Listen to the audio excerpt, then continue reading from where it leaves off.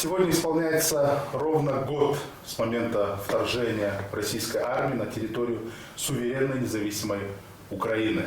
Тогда российские пропагандисты писали, что до Крещатника осталось 8-10 километров.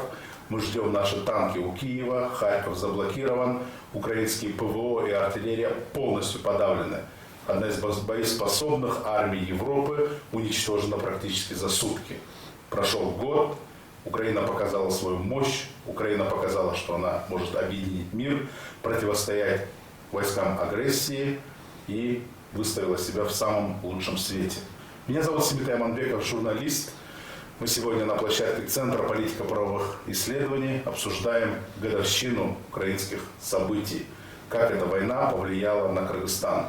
Мы сидим в офисе с символичным названием по улице Киевской.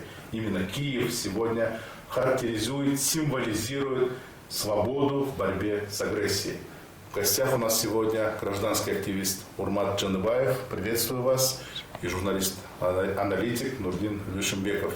Спасибо, что согласились принять участие в такой очень актуальной теме, в такую сакральную дату. И первый мой вопрос, Урмат, к вам.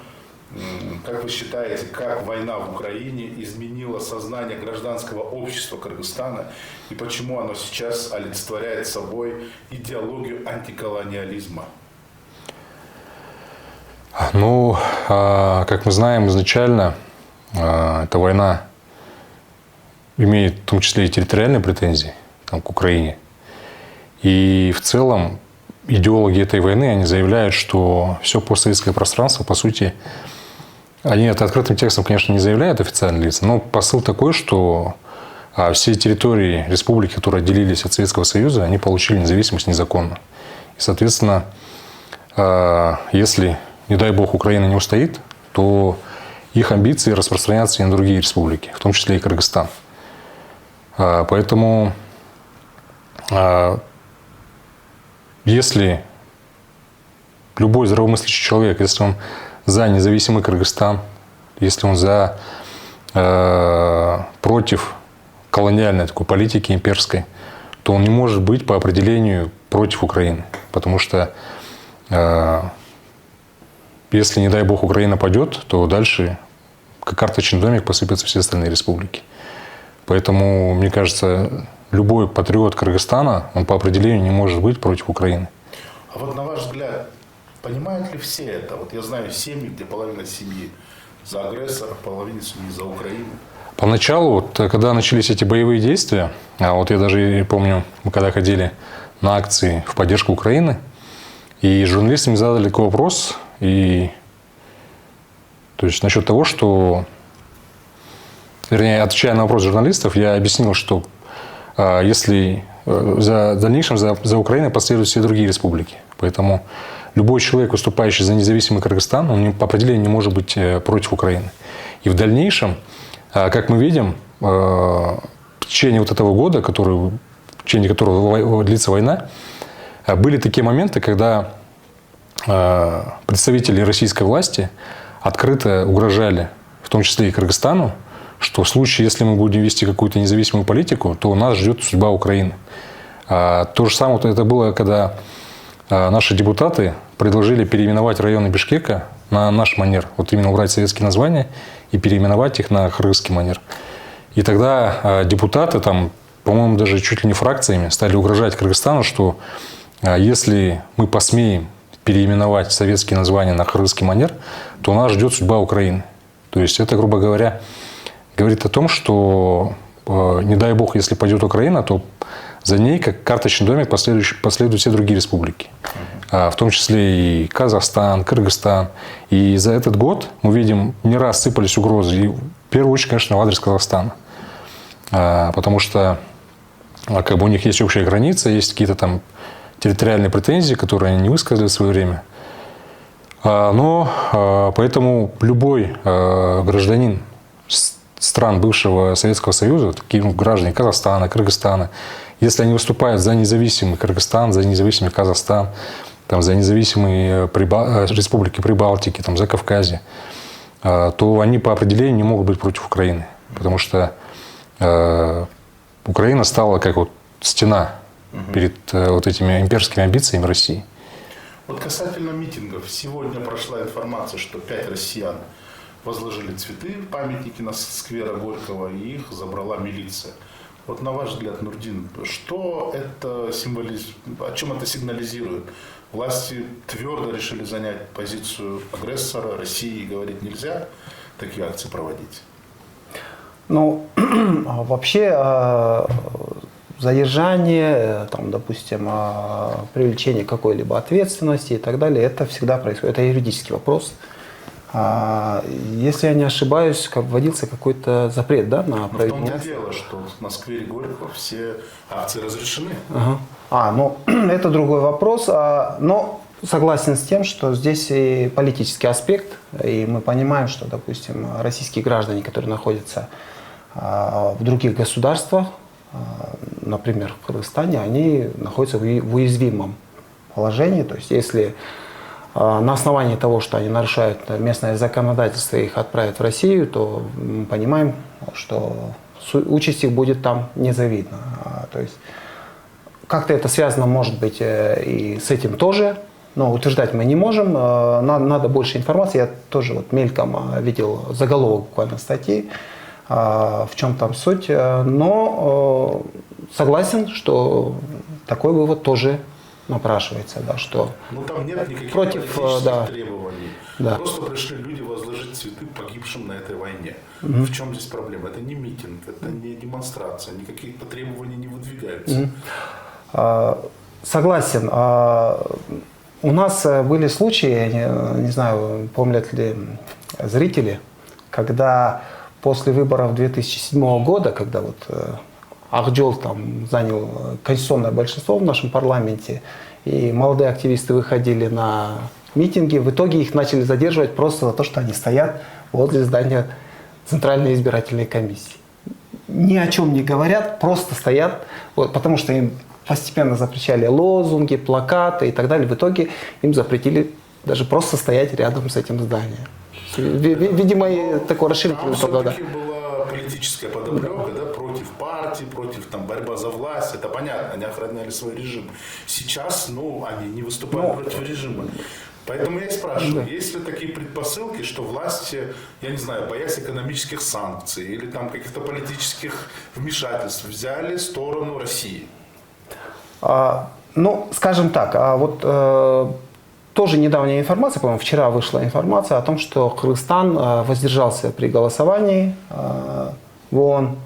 И это достаточно распространенная позиция. Это, кстати, и многие наши соседние государства так поступили и так далее. То есть здесь Кыргызстан оказался в достаточно такой непростой, откровенно говоря, ситуации, потому что есть много вещей, допустим, это экономические, финансовые связи, культурные и прочие, с Россией. Есть зависимость, давайте говорить об этом откровенно. Это не только наши соотечественники, которые на заработках там находятся, это и по линии ГСМ, и по линии финансов, то есть достаточно сильно интегрированы мы с ними, и учитывая ту болезненность, которая воспринимается российской стороной, допустим, акции там, так или иначе, которые могут быть истолкованы критически, то, в общем-то, я так полагаю, что наши чиновники опасаются, что их истолкуют так, что эти акции там, на что-то повлияют, что-то нарушат, повлекут за собой какие-то там политические последствия. Дальше, да? Вот, думаю так. Но я не думаю, что наших чиновников очень сильно беспокоит, там, допустим, мнение каких-то там нескольких россиян, как они там себя поведут и так далее. Но вот эта мысль, она наверняка, да, как некий фон присутствует постоянно. Урмат, в прошлом году вы часто выходили на подобного рода акции. Почему в годовщине сейчас гражданское общество Кыргызстана снова не вышло? Мы видели, что кто-то тайком там развесил украинские ленточки с украинским флагом, да, в том числе на памятник Пушкина. А почему вы и ваши сторонники не выходите на мирные митинги? Это все-таки связано с тем, что государство использует репрессивный аппарат, или там это ушло в онлайн, или не знаю. Почему так? Ну, конкретно сегодня мы вот буквально полчаса назад вернулись с украинского посольства. Нас пригласили туда на годовщину, и мы как бы присутствовали там. А в целом, конечно, репрессивные меры все-таки усиливаются. И тут даже не сколько переживаешь там за свою судьбу, а за судьбу тех, кто, скажем, придет и окажется вдруг в автозаке или там еще хуже. Да? Поэтому, конечно, репрессивные какие-то меры, они, и, кстати, на мой взгляд, не без помощи России это все усиливается, потому что вот такие законопроекты очень, мы видим, лоббируют у нас такие пророссийские, которые вот уже есть в России. И сейчас, в данный момент, пророссийские депутаты наши тоже лоббируют эти законопроекты по ущемлению наших прав, по ограничению свободы слова. И поэтому это тоже как бы благодаря этому мы еще больше как бы понимаем, что тут идет даже не сколько противостояние Украины с Россией, а противостояние демократии с диктатурой. Поэтому мы... Свободного мира с имперскими амбициями расширения. Да, и поэтому мы, как сторонники именно демократических таких процессов, по определению не можем быть на стороне диктатора, диктаторских таких методов управления. Так вот получается. Вот Нурдин сейчас обозначил ту новость, которая появилась сегодня с утра, что Кыргызстан воздержался от голосования на Генассамблее ООН, и тем самым фактически мы не призываем Россию вывести свои войска с территории суверенной Украины. На ваш взгляд, Урмат, почему власти заняли такую страусиную позицию? Ну, на самом деле, у нас очень большая зависимость все-таки от России, и в какой-то мере это, можно даже сказать, достаточно смелый шаг занимать такую позицию для нашего руководства. Потому что, во-первых, как мы знаем, у нас периодически возникают проблемы с Таджикистаном. То есть, если наше руководство займет какую-то жесткую позицию в отношении России, то провокации могут возникнуть и на территории Кыргызстана. Поэтому, чтобы избежать, видимо, этих процессов, и в то же время не сильно идти на поводу у имперской политики России, приходится воздерживаться. Все-таки мы не настолько сильное государство, чтобы открыто отстаивать такую именно позицию жесткую в отношении там, войны в Украине. То есть частично я могу понять наше руководство в этом плане именно конкретно. Потому что открытая поддержка Украины грозит очень такими печальными последствиями для Кыргызстана. Могут возникнуть различные провокации, экономические какие-то санкции там. Очень интересно, но я вам скажу, что, например, Сербия, которая считается традиционным союзником России, они проголосовали за резолюцию. То есть фактически призвали Россию вывести войска.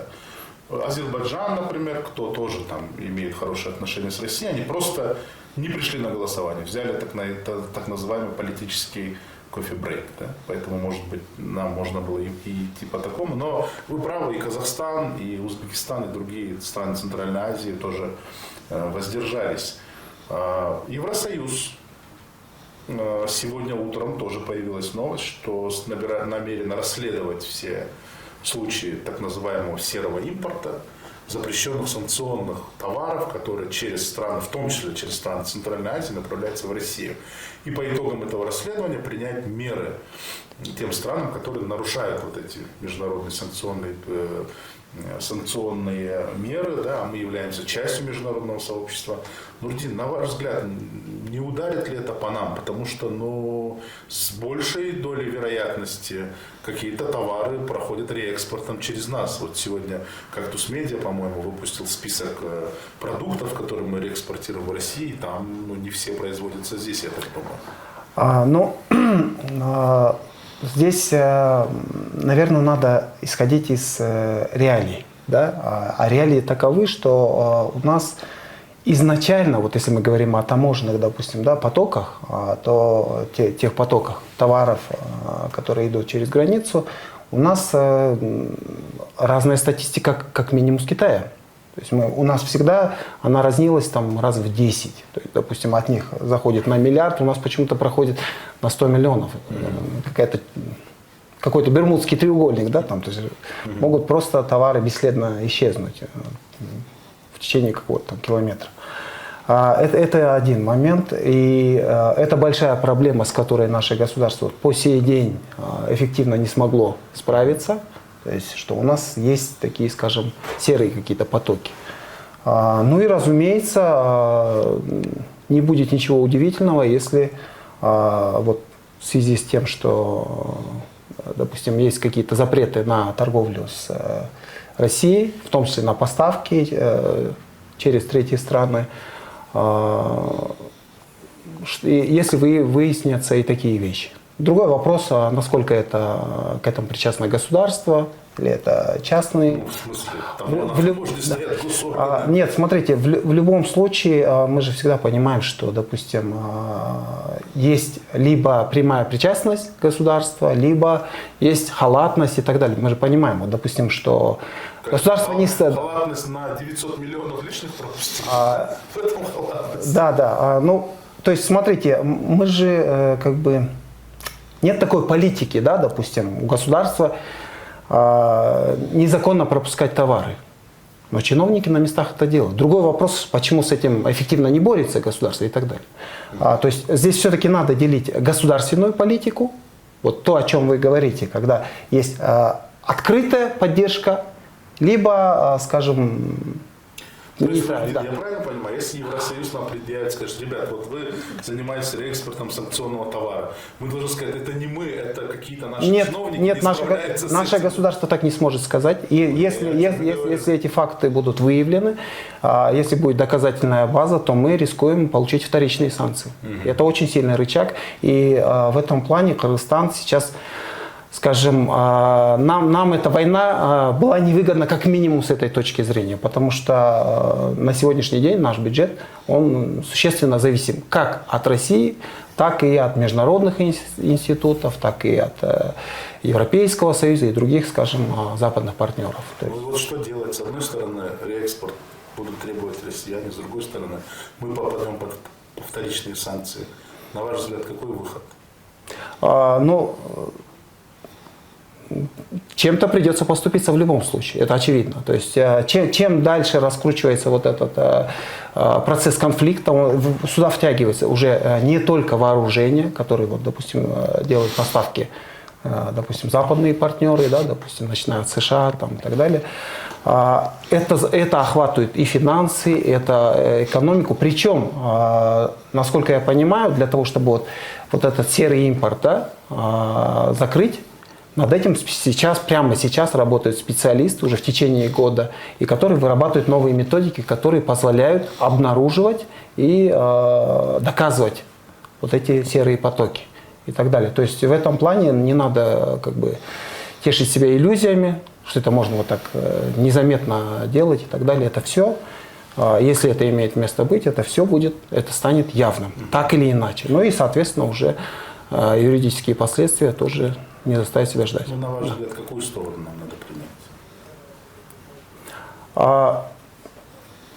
Если мы заявили о том, что мы придерживаемся как минимум независимой позиции, да, то есть мы не поддерживаем ни ту, ни эту сторону, то нарушение вот, общепринятых санкций, оно как минимум противоречит этой позиции. Ну как, Да, Россия эти санкции не признает. У нас единое таможенное пространство. Наш импорт в Россию он не является нелегальным. У нас одно таможенное пространство. Мы эти санкции признаем, Россия не признает. Ну, это юридический вопрос, который, наверное, должны разбирать больше вот именно юристы-международники, которые... Я бы не хотел сейчас какую-то, ну, скажем, недостаточно обоснованную позицию высказать, но, насколько я понимаю, если мы признаем санкции, если мы придерживаемся нейтралитета, то, соответственно, мы должны придерживаться и этих правил тоже. Либо мы должны заявить, что мы не боимся повторных санкций, и, пожалуйста, мы будем торговать с теми, с кем хотим. То есть в этом плане мы тоже имеем такой выбор. Нам его никто не запрещает. Можно я добавлю по этому поводу? Ну, смотрите, когда в 2014 году Россия аннексировала Крым, то даже российские компании такие как Аэрофлот, еще международные компании, которые имели какие-то зарубежные инвестиции, как это были интегрированы в мировую экономику, даже они, боясь санкций, не открывали свои филиалы в Крыму.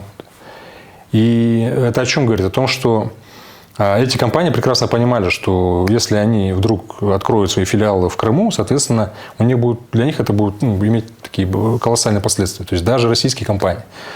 А что говорить о нас? То есть, естественно, получается, если у нас станет угроза перед нами тоже введение в отношении нас санкций, вторичных, неважно каких, то, естественно, мы должны придерживаться вот этих запретов и избегать санкций всеми возможными способами. Потому что если сама Россия, как они считают, свой Крым обделяла вниманием, боясь санкций, то тем более мы не должны лезть на рожон и провоцировать внедрение санкций в отношении нас. Вот вы отметили, что сейчас очень много из России приходит влияние на нас в плане законопроектов. Совершенно верно. Например, сейчас лоббируют новый законопроект о средствах массовой информации, который является вообще драконовым. Вот он списан у России практически на 90%. Да. Закон об НКО и так далее. То есть мы видим, что четко в нашей политике, в нашем обществе прослеживается рука Кремля. В связи с этим у меня такой вопрос. Как вы думаете, насколько мы можем долго усидеть на двух стульях, когда мы пытаемся и с Западом заигрывать в виде участия в международном сообществе и получать помощь, да, и с Кремлем не ссориться? Не придет ли момент, когда нам придется все-таки определиться? Лично это моя точка зрения. Мы должны понимать, что когда Россия начинала эту войну, она не советовалась ни с кем из своих союзников. Ни экономических, ни военных и так далее. Соответственно, кроме Беларуси, возможно. Кроме Беларуси, да. Соответственно, мы не несем никакой моральной ответственности перед Россией за то, что в дальнейшем во все это вылилось. Поэтому, естественно, мы должны, на мой взгляд, придерживаться всех этих международных санкций. Потому что если вдруг и Кыргызстан подпадет под санкции, то это в итоге не принесет ни России пользу, тем более нам не принесет это пользы. Соответственно, Россия должна понимать, что весь груз ответственности надо брать на себя. То есть, опять-таки, я повторюсь, что 24 февраля, год назад, мы все проснулись. Я уверен, что ни наше руководство, ни руководство стран Таможенного союза не было в курсе того, что будет такая вот агрессивная война со стороны России. Соответственно, Лавров за 2 часа до войны узнал только. Да, соответственно, Россия всю полноту ответственности должна брать на себя и не требовать от своих союзников также оказываться под санкциями. То есть это будет вообще она не имеет никакого ни морального, ни какого другого права требовать от нас делать это. Европа, которая всю жизнь зависела от российских энергоносителей, от газа, от нефти, сейчас постепенно начала от этого избавляться, переходить на альтернативные источники, другой импорт какой-то использовать. Но это Европа, она все-таки богатая, у нее большие капиталы. Когда речь идет о нас, сейчас очень многие активисты говорят, что сейчас у нас есть уникальный шанс выйти из-под экономического влияния России, когда от безысходности мы, возможно, будем покупать иранскую нефть или туркменистанский газ или что-то, какими-то силами уходить от зависимости. И дело даже не в том, что не обязательно видеть в России врага, вообще в принципе пытаться отстоять свою независимость, чтобы в такой турбулентной ситуации мы не были ведомыми кем-то. Вот на ваш взгляд, насколько у нас сейчас хватит сил в данный момент и политической воли, и экономического потенциала пойти на такой шаг? Прямо сейчас я не вижу, не вижу это как реальную, как реальную политику, откровенно говоря. Я не хочу сейчас высказываться критически в адрес наших руководителей и так далее, но, на мой взгляд, за вот эти 30 лет мы все-таки не научились, вести самостоятельную политику. Самостоятельную политику, что мы имеем в виду? В современном мире нету страны, которая от кого-нибудь как-нибудь не зависит. Все зависят. Но вопрос в том, готов ли ты за это заплатить ту цену, пойти на те издержки, да, которого это потребует. То есть покупать ГСМ без скидки. Готов? Нет. То есть насколько для тебя вот именно свобода принятия решения твоим государством важна, или все-таки она стоит ниже, чем скидки на ГСМ? Это же вопрос приоритетов на самом деле. Насколько, допустим, ты готов на еще какие-то. То есть это мы только один пример приводим, их много, на самом деле много. И вот это... Готов ли ты отказаться от денег, которые тебе присылает дядя из Москвы? Да? Например. То есть здесь это всего вопрос самостоятельности. Да? Вот, допустим, если мы говорим о человеке, то это вот есть совершеннолетие, да? Когда человек достигает 18 лет, но это не значит автоматически, что он становится независимым. Он может также жить у родителей, быть у них на иждивении и так далее. Это же вопрос к нему. То есть готов ли он теперь, как самостоятельный человек, сам себя обеспечивать, сам за все платить и так далее. Это сложнее. Но к этому рано или поздно надо переходить. Значит, другой вопрос, что вот я говорю, анализируя вот тот состав политической элиты, наших органов власти и вот в целом ту политику, которая ведется на протяжении последних 30 лет, 20, 10 лет, я сейчас не вижу политической воли к вот такого плана самостоятельности, что мы готовы отказаться от вот этого, мы готовы затянуть пояс потуже, но благодаря этому спустя 5-10 лет мы на голосовании сможем проголосовать так, как мы считаем нужным, так, как мы считаем правильным. Вот этого я прямо сейчас не вижу. Понятно, что шанс, это шанс, да, но шансы появляются в разных ситуациях. В конце концов, и не нужна была эта война. Это можно было сделать в абсолютно мирное время. Это тоже был шанс. То, что мы им не воспользовались, ну, это вот как бы вопросы к нам самим. То есть, и, кстати, к избирателям в том числе. Потому что это их приоритет, кого выбирать своими руководителями. Да, вот, значит, я согласен с Урматом в том, что мы не подписывались на издержки от этой войны, потому что мы не принимали участие в такого рода решении.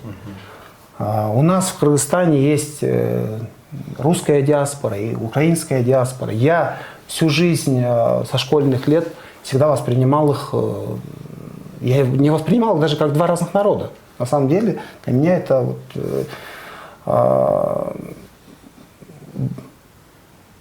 я не видел в них разницы. И тем более мне непонятно, по поводу чего сейчас они воюют. То есть, ну вот, с точки зрения человеческой. С другой стороны, часто мы, знаете, оказываемся в ситуации, вот, когда к нам завышенные требования идут. Вот, допустим, да, вот хороший пример привел Урмат о том, что вот, когда появилась инициатива о переименовании 4 административных районов города Бишкека, выступили против. Но давайте просто по названиям.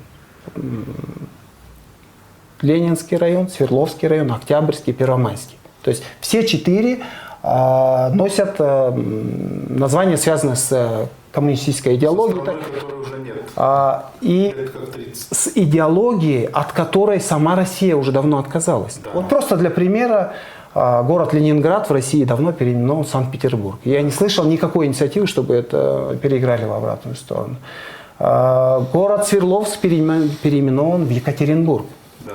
И так далее. То есть, Луганск. да, то есть, ну, в этом плане мы не обязаны быть большими коммунистами, чем сама Российская Федерация, например, да? Как часть дискуссии скажу, все-таки у нас не классическое интервью, а дискуссия экспертов, да? Вот это наша зависимость от так называемого большого брата и позволяет им помыкать нами, да, там, высокомерно где-то говорить, что какой-то депутат их Государственной Думы, который выбрал их народ, указывает нашему народу, как нам поступать. Я посмотрел все страны Центральной Азии, ни в одной из них нету в столицах районы, которые носят не то что советские, там, близко к российским названиям, ни одного. И когда там в Ташкенте переименовывали, или там в Душанбе, в Ашхабаде, в Алмате, да, никакой такой риторики не было. А здесь к нам, на мой взгляд, относятся исключительно как люди, которые чем-то должны, им чем-то обязаны, потому что постоянно они там, как вы говорите, там скидки на ГСМ, эти кредиты, да, и политики наши, к сожалению, все время катаются туда за так называемыми выборными деньгами. Вот в связи с этим у меня вопрос к Урмату.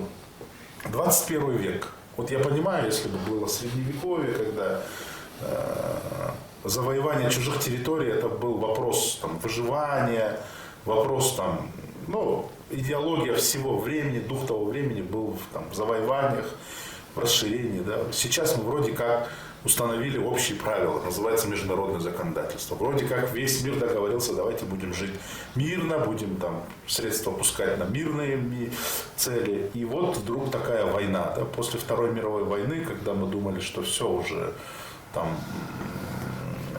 подобной кровопролитной войны не будет, вдруг вот развязалось что-то наподобие Третьей мировой войны. Ну вот это мы понимаем. А вот есть люди, и в том числе у нас в Кыргызстане, которые воспринимают это как нормально, да, что это же вот исконные территории, или что реально думают, что Украина могла напасть на огромную Россию, да, и там завоевать, или я не знаю. Ну какие-то очень интересные, да, это все-таки влияние пропаганды. Вот на ваш взгляд, год войны хоть как-то изменил сознание кыргызстанцев, которые думали вот так? На мой взгляд, да, причем очень сильно. И в том числе это вот началось после того, как в адрес Кыргызстана посыпались открытые угрозы, когда вот мы решили переименовать наши районы, что вот как вы смеете, там, сейчас вас ждет судьба Украины и так далее. То есть многие стали понимать, ну как бы это же наше внутреннее дело, какое они имеют право вообще вмешиваться в нашу внутреннюю политику. То есть та же самая Украина, это независимое государство, вот уже 30 лет, да? И она имеет полное право там, быть частью Евросоюза, либо НАТО, там, чего угодно. Да. То есть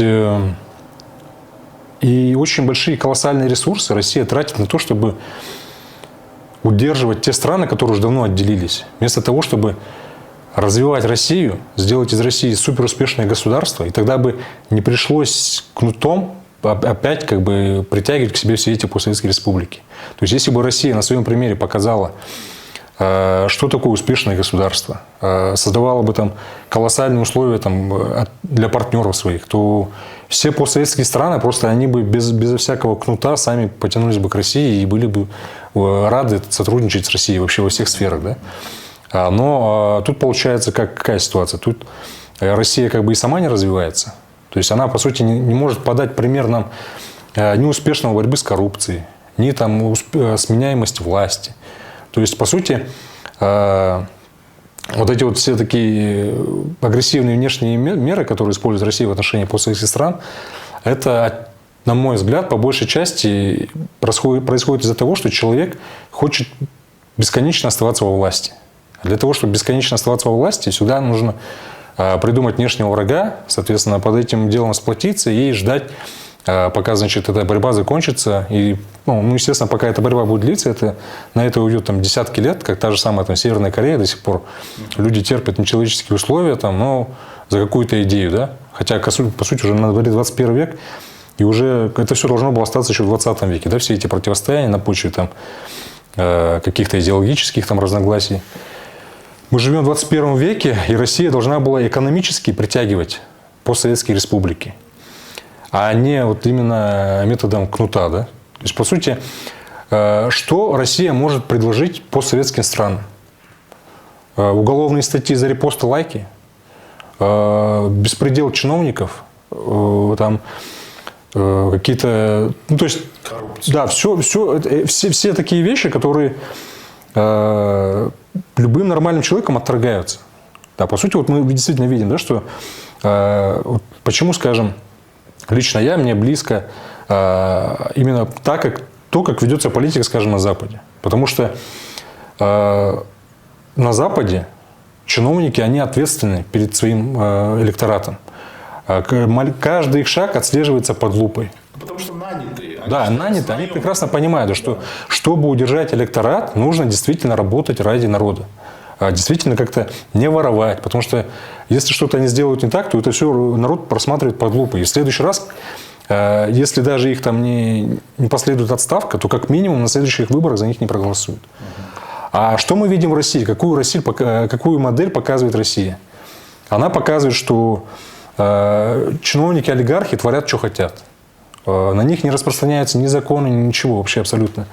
Любой человек, если хочет высказать свою точку зрения, какой-то протест, тут же его там арестовывают, дают 5-10 лет, как там за тяжкие преступления. Да? То есть, по сути, Россия демонстрирует такой метод управления, который лично мною просто... я не хочу жить в такой стране, где чиновники творят, что хотят. А простому человеку там за лайк дают 5-10 лет. Это же... то есть Россия, чтобы притянуть к себе постсоветские страны, должна была создать такую какую-то экономическую модель, политическую модель, чтобы все сами к ней потянулись. Но она, по сути, создала уродливую модель, где идет просто полнейший произвол чиновников, которые никак не подотчетны населению, и при этом они хотят навязать нам эту форму направления. Да? Мы как бы на своем примере, да, как в Кыргызстане было 3 революции. Почему они произошли? Потому что чиновники потеряли связь с реальностью. Потому что они стали уже воровать так, что народ уже больше не мог это терпеть. А в России это все 10-20 степени. То есть, по сути, Россия нам ничего не может предложить в этом плане. Да? И, соответственно, все, против чего мы боролись во время наших 3 революций, все это присутствует в России, причем в гораздо худших масштабах. Да, абсолютно верно. Подтверждаю, тем более такой самый показательный момент, когда военное руководство России производит мобилизацию, ЧВК «Вагнер» набирает заключенных, всем говорит, надо идти воевать за наши так называемые исторические рубежи, но там сын того же Шойгу отдыхает в это время в Дубае. Да, это просто уму непостижимо, настоящая несправедливость. Сыновья Соловьева там тоже. В Лондоне, да? Да, в Лондоне. Замглавы российского МИД Михаил Галузин сегодня заявил, что НПО, прозападные СМИ, так называемые гражданские активисты, его цитирую, да, создают из России образ врага, что они сеют пропаганду и, мол, специально ведут специальную подрывную работу. Но мы знаем, что помимо этого есть другая пропаганда, которая льется как раз-таки со стороны России, да, и навязывает нам свои так называемые ценности. Вот на ваш взгляд, Нурдин, что такое вообще пропаганда и ее роль в современном Кыргызстане? И как государству и обществу не стать жертвами этой пропаганды? Очень интересный вопрос. Вообще, знаете, вот особенно последний год, он просто, знаете, как что-то вроде дежавю, да, когда у тебя всплывают какие-то вещи, которые, они, по идее, они все в учебниках истории. Ты когда-то в школе проходил или так далее, там. Кто интересовался историей, допустим, он из каких-то... Извини, перебью. Я когда смотрел вчерашний концерт в Лужниках, я как будто попал в детство, когда был Газманов, когда был Харатьян. Я подумал, вот, наверное, Путин так ностальгирует, что он хочет вернуть то время, в котором он был молодой и жил, наверное, да? Я вот смотрю, там молодежь стоит, они даже не знают, наверное, кто такой Газманов, кто такой Харатьян или Певцов. У них сейчас другие ценности. И они даже не знают, что такое этот концерт. Их просто вот привели силком, да? Извиняюсь да, за этот костерман. Да, я к тому, что, допустим, пропаганда. Это вот какой-то был момент, когда политологи, социологи и так далее, очень философы очень плотно занимались этим вопросом, потому что классическую модель пропаганды создали в Германии. Это был просто вот в кавычках, да, идеальный механизм, который полностью обработал все население таким образом, что целая нация стала вот, поддерживать войну, поддерживать завоевание, там, репрессии в отношении целых народов там, и так далее. И это вот был какой-то, знаете, что-то из прошлого, да, какое-то явление, которое вот действительно интересовало только ученых. Сегодня мы полностью видим практику, То есть эта пропаганда вернулась. Понятно, что новые технологии и так далее, но суть всегда одна и та же. Это обработка населения, это разрушение его способности критически воспринимать информацию и так далее. И ведь работает же. Работает. Дело в том, что пропаганда, она ведь и рассчитана не на логическое мышление, не на опыт человека, да, а на его подсознание, на какие-то бессознательные вещи, которые всегда сохраняются в нашей структуре нашего мозга. Это изучали в свое время и Зигмунд Фрейд, и Карл Юнг и так далее. То есть психоаналитики, они очень глубоко изучали эти вопросы. И эти вещи, они всегда являются частью нашей психики. И они, пропаганда, она активизирует вот эти вещи, какие-то скрытые страхи, комплексы и так далее. То есть, и вот играет на них буквально как дирижер на оркестре. И человек может приходить к выводам или как-то действовать так, как он и сам, может быть, даже от себя никогда в жизни не ожидал. Как кыргызстанцам противостоять? Прежде всего, это вариативность информации. Обязательно. То есть никогда нельзя получать информацию только из одного источника. Ничто нельзя, никакую информацию нельзя брать на веру сразу. Вот, допустим, для журналиста это это азбука. То есть всегда факт-чек, всегда сопоставление, алгоритм проверки информации, причем из разных источников, то есть все, что исключает, скажем, заведомо ложную информацию и так далее. Да. Но аудитория, мы же должны понимать, что, допустим, получение информации не является основной деятельностью человека. В остальное время он работает, у него есть семья там, и так далее. И в свободное время он уделяет только получению информации. Если у него есть 1-2 источника, к которым он привык просто, и он получает оттуда определенного рода сигналы, то он начинает считать, что так оно и есть. То есть он не утруждает себя проверкой и так далее. Это не злой умысел с его стороны, это просто его беззащитность перед вот такого рода влиянием. Но, повторяю, для того, чтобы не стать жертвой пропаганды, она действует очень сильно. Она может как-то, скажем, привести человека в какое-то эмоциональное состояние. Это может выражаться даже в том, что он становится агрессивным к другим точкам зрения, даже если это речь идет о близких ему людях и так далее. То есть для этого нужно искать другие источники информации, которые предоставляют альтернативно. Мы не предлагаем сразу согласиться с другими источниками, но у тебя появится картина более объемная. И почему я еще сказал, что, допустим, вот это как такой ремейк прошлого, да, какая-то там есть реставрация. Последние годы, это началось не в прошлом году, это идет уже как минимум лет 10, наверное, появились какие-то идеи, сначала они были так, скажем, маргинальными, да, а потом все более и более распространялись о том, что 91 год был ошибкой, что Советский Союз распался в результате предательства или там одной подписанной бумаги или и тому так далее и тому подобное. Но вот в те годы, 90-е, кто их захватил, он должен помнить, как вариант, другой вариант развития событий часто приводили Югославию. Но именно сейчас мы начинаем понимать, что значит югославский сценарий. Потому что мир можно не ценить только пока ты его не потеряешь. Границы 91 года, то, как они сформировались, и то, как советские республики разошлись, это был один вариант, но он не был единственным. Вот об этом часто люди запоминают. Другой вариант продемонстрировала Югославия, где у них не было согласия по линии границы, у них не было согласия по языку, по религии и так далее и тому подобное. Когда пытались силой удержать распадающееся государство, мы видели, как это происходило у них.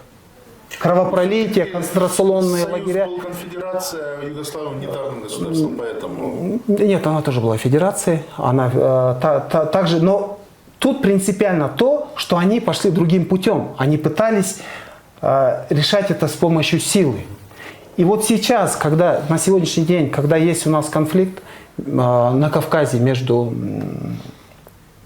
Арменией и Азербайджаном, когда есть территориальные споры между вот, по грузинской территории, у нас с Таджикистаном и так далее. Вот здесь мы и начинаем видеть, что на самом деле границы 91 года, как бы мы к ним ни относились, это были границы мирной карты. Это мирная географическая карта. И когда начинается ревизия этих границ, она, как правило, происходит, сопровождаясь войной, разрушениями и так далее и тому подобное. Ну, вот сейчас есть мирная карта, есть Украина, четкие ее границы, есть Россия, но мы видим, есть что, наши границы что и без размежевания границ одна страна может просто сказать: Донецк мой, Луганск мой, Крым мой, Запорожье, Херсон все наше. И где? Зачем идти далеко? Вот у нас есть граница с Таджикистаном. И когда чиновники из Таджикистана поднимают карты 50-х годов, 20-х годов и так далее. Коллеги, когда мы расходились, был договор о том, что в границе 91 года. Зачем этот ревизионизм? Мы можем поднимать карты и 18, 17 и так далее. Этому не будет конца. Мы с пропагандой ушли уже в межграничные вопросы.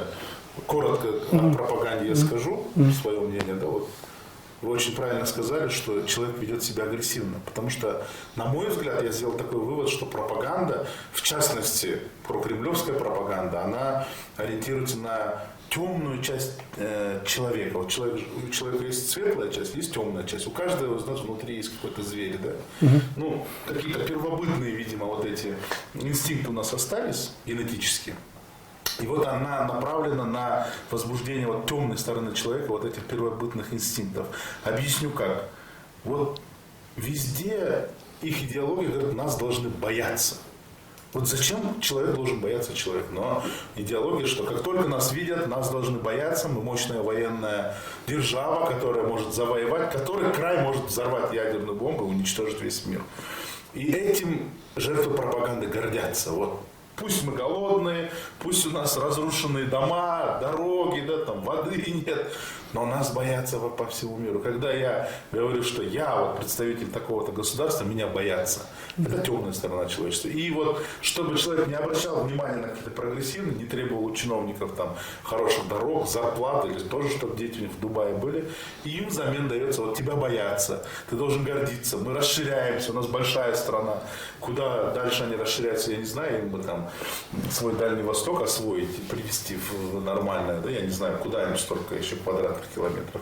Вот этим страшна пропаганда, что она воздействует на вот такие самые низменные чувства, которые у любого человека генетически они есть. Да. Вот на разрушение, вот, надо разрушать, надо воевать. Парады вот эти, да, демонстрация новейших там СПС-400, этих сарматов, калибров, кинжалов. Все так преподается красиво, но это все несет разрушение, смерть. Твоих детей завтра накроет этот РСЗО, и они погибнут. Этого не понимают. Им это все далеко и красиво кажется, и это все. Да, вот так работает пропаганда, к сожалению. Завершая нашу дискуссию, я чувствую, мы можем говорить долго и обо всем. Прошел год. Если год назад звучали призывы захватить Харьков, Киев, некоторые даже Варшаву и Берлин, да, Киев, что его захватывает за 3 дня, да? Сейчас риторика поменялась, и вокруг городка Бахмут, который, оказывается, примерно как наш Токмок или Карабалта, в течение последних 2 месяцев он преподносится как огромный объект, который там вот чуть ли не Берлин, да, как будто штурмует, да. Этот Бахмут никак не могут захватить. То есть Украина показывает реальное сопротивление, да. Россия уже провела одну мобилизацию, Украина ждет поставок современного оружия, Леопардов-2, дальнобойных орудий. Очень коротко, какой прогноз войны в Украине вы видите и что будет, если победит или одна сторона, или другая? С вас, Урмак, начнем, да? Ну, мой прогноз в долгосрочной перспективе, конечно, Украина вернет все свои территории. В краткосрочной перспективе Путин будет делать все, чтобы удержать хотя бы то, что есть. Как мы видим, как вы сами сказали, что до этого они заявляли, что там возьмут Киев за 3 дня, там, да что там Киев, там дальше пойдем, там, до Великобритании дойдем. А по факту, когда... То есть, ну, это минус, в том числе и пропаганды, когда людей кормят пропагандой, а по факту, когда касается именно конкретно войны, выясняется, что, оказывается, далеко не вторая армия мира, Да. что, оказывается, все это было пшиком, да, как бы. И, естественно, по сути, то есть сейчас, вот как вы сами сказали, Бахмут тоже можно преподнести как там чуть ли не захват там Парижа, да, или Лондона. То есть мы видим просто, насколько пропаганда может вертеть людьми как хочет. То есть те же люди, которые вчера кричали на Берлин, там это, они сейчас уже довольствуются там Бахмутом или еще чем-то, да? То есть, да, и то там еще не факт, что они его взяли там, и не факт, что удержат.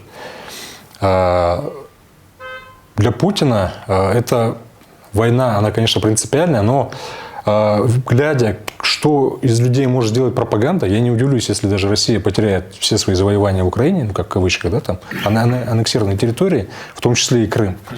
Включая Крым, да. То есть Украина вернет все свои территории, но в итоге я не удивлюсь, если российская пропаганда все это преподнесет так, что да, против нас весь мир, там, то есть надо держаться дальше. То есть, например, Россия будет больше и больше закрываться, по примеру Северной Кореи, и то есть там уже будут какие угодно истории народ воспринимать там за реальность. И, то есть тут либо потеря всех территорий России в Украине, она либо обернется, конечно, какими-то волнениями внутри самой России и, естественно, там дальнейшим каким-то, может, развалом даже России самой. Да, вот такие прогнозы. Да, то есть такой прогноз может быть. Но возможный вариант, как, по примеру, Северной Кореи, просто она закроется.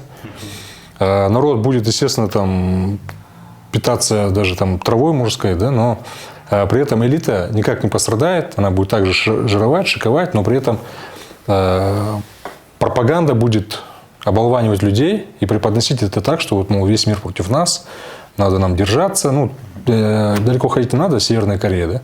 То есть люди уже в 21 веке, там, я не знаю, уже у всех там я не знаю, какой-то искусственный интеллект, и там и за тебя там все эти аппараты по дому всю работу выполняют. А там люди до сих пор, как бы, они довольствуются тем, что там есть что поесть, там какая-то там скудная еда там на завтрак, на обед, и как бы зато они вот сопротивляются всему миру, да? Поэтому тут либо два сценария, либо концовка этих сценариев, я думаю, одна. Это в любом случае Украина возвращает все свои территории, и это приводит к каким-то волнениям внутри самой России, что в перспективе может развалить ее, да? Либо это Украина все-таки отвоевывает свои территории, и при этом Россия закрывается, по примеру Северной Кореи. И вот нам самое главное не оказаться внутри этой Северной Кореи. Да? Северной Кореи 2.0, да, как бы в качестве союзника на первых порах, и в итоге там, и как бы и, там, вместе с Россией не улететь под эти все санкции страшные, чтобы потом просто не жить как северокорейцы там в 50-х годах, в то время как на дворе уже 21 век, там уже, я не знаю, там, когда элементарное выживание, это, об этом люди даже не вспоминают. Для людей уже на первом месте комфорт, там, какие-то человеческие условия выступают. То есть два сценария. Либо при обоих этих сценариях Украина возвращает себе земли. Ну, единственное, конечно, по срокам там может быть. То есть Россия победит, такого сценария не рассматриваете, да? Я, честно говоря, не рассматриваю, да. То есть в долгосрочной перспективе Россия теряет все территории, но либо закрывается, по примеру Северной Кореи, либо разваливается, может быть. А режим? Вот если она закрывается, то режим будет удержит, да, там, власть. Если она разваливается, естественно, нет. Ну, Урмат привел два сценария. Я боюсь, что в моем понимании сценариев гораздо больше, откровенно скажу. Потому что есть такое понятие, как сценарий внутри сценария. То есть, допустим, что мы говорим победа, что есть поражение. Когда-то в давние исторические времена победа означала, она была достаточно понятна. Пришел захватчик, захватил город, разграбил все, что там ценного, значит, самое лучшее забрал военачальник, остальное разобрали солдаты, жители продали в рабство и так далее. То есть расходы на эту войну восстанавливаются за счет проигравшей стороны. Сегодня совершенно другая ситуация. Эта война, она даже не может быть такой, какой была 100 лет назад, да, допустим, Вторая мировая, когда можно было города сравнивать с землей там, и так далее и тому подобное. Сегодня не существует, скажем, международное гуманитарное право, оно не позволяет вести войну такими способами.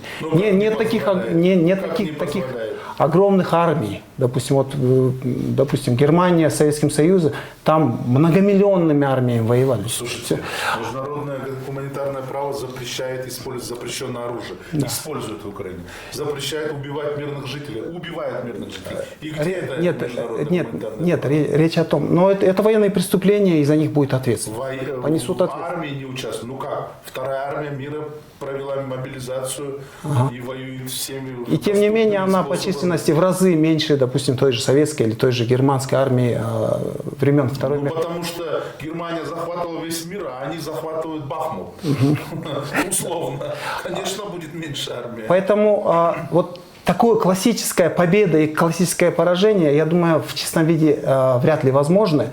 Другой вопрос, что обе страны очень страшно пострадали, это касается и Украины, у которой практически уничтожена экономика. На сегодняшний день она вынуждена не только в военном смысле, но и в экономическом смысле держаться на помощи своих западных партнеров. Но то же самое касается и России. То есть огромные средства, которые должны были и при мирном исходе вкладывались бы в экономику, в образование, в науку и культуру. Да. Мы должны понимать, что они не с неба появляются, эти деньги. Это расходование тех средств, которые были накоплены ранее или сейчас непосредственно зарабатываются и так далее. Все это уходит на войну, и это безвозвратные потери. Плюс неизбежные компенсации и так далее. Если говорить, почему я говорю, что все-таки не один сценарий, есть самые разные сценарии, вплоть до распада России, вплоть до распада России. Есть вариант, когда Россия замыкается в себе там, и так далее. Как Иран существует, например, да, уже долго. Есть вариант, что Россия победит? Вот здесь, знаете, очень важный момент. В самом начале войны у многих была иллюзия, что Запад может уступить, да, он чем-то может поступиться и так далее. На сегодняшний день я не вижу такого варианта. Почему? Потому что Западу точно так же некуда отступать.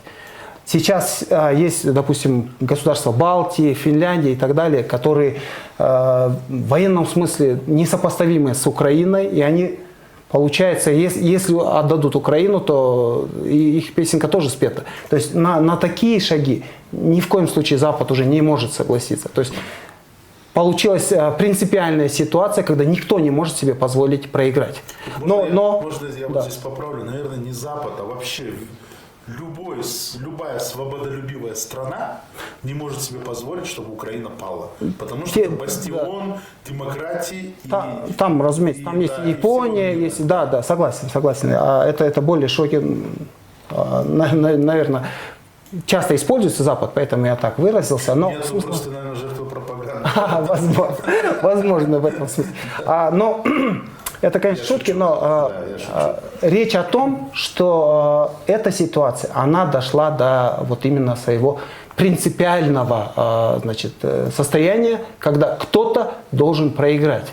И с этого матча он в ничью уже не закончится.